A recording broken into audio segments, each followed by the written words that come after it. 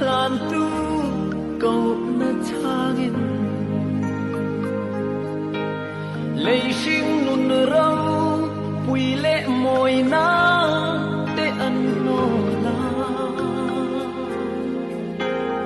an le tak sa mangai na in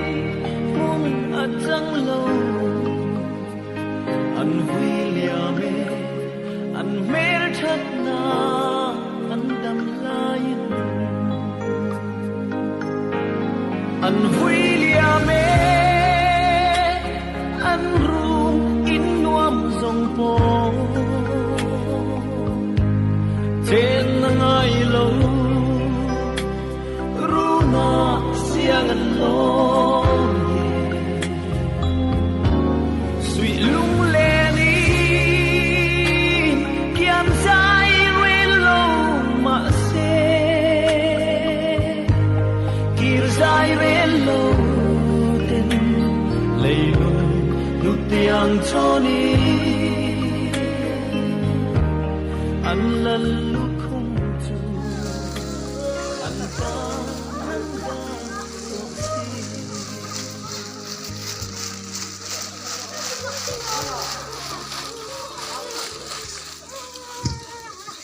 oh tuan in lama alu thei do na Krista ai se tu le dan chuan kan sia kim ve pha wa pathian sa tuan ren ruat na ma ta mu fia pha lo ha ham sa ren ruat lo le a ko mai na ma ta kan sia ve ngai re re lo ta ne bim se ngai re lo ta man po pathian ko mai da ro pui ta kan mu na man ro chu he thi ne chu dum kan fia chuan ma se i so kan ren na siap tu le fam kim tu le ni voi la ni yen ta ta ko chu chu ta ta na ko mo lom tu soi tu kalau ni isuat ne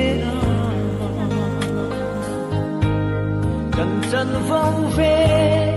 karong bol na kan tir chang ya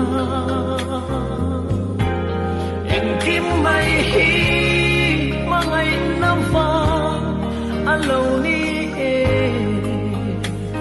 min da nam hun katan ren yan alo to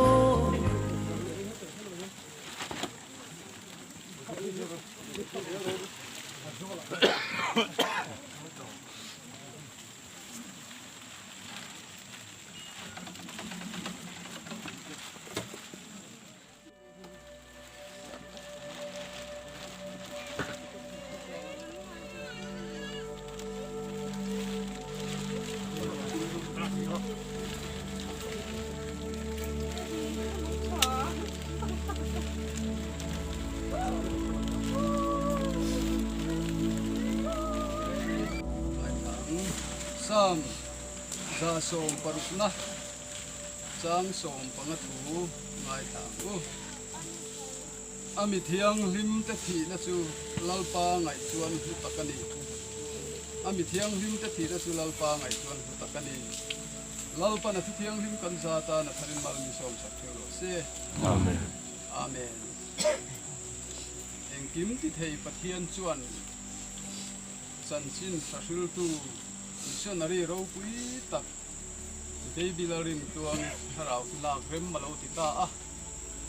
tu wangin kanal pa iso krista zara chatu an nu na chang tura thole dei se na chu hing lo to pachel tatin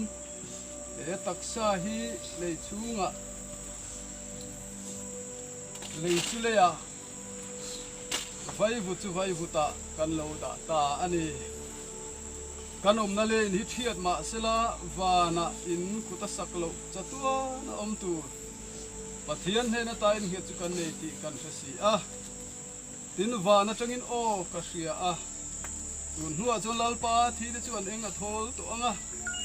an thorim te chuan chol san to anga an thil ti te chuan ron zui don si a thara vin na ti e an ril tram le to lovanga nin a em lovang biram no lal thut pha lai om chuan veng tu ani anga nun na tui khura te hruayang chuan pathianin an mitata mitui zong zong a hru pai sak to ang tharin som se lang che akal samta ko frante kulai fila ako fran kal samta zong zong tele lai muna ko fran tele sung te zong zong hi ivan Thlanmual na in voinia hian min buak se lang che Baby, ibu lang ang lakang lenya.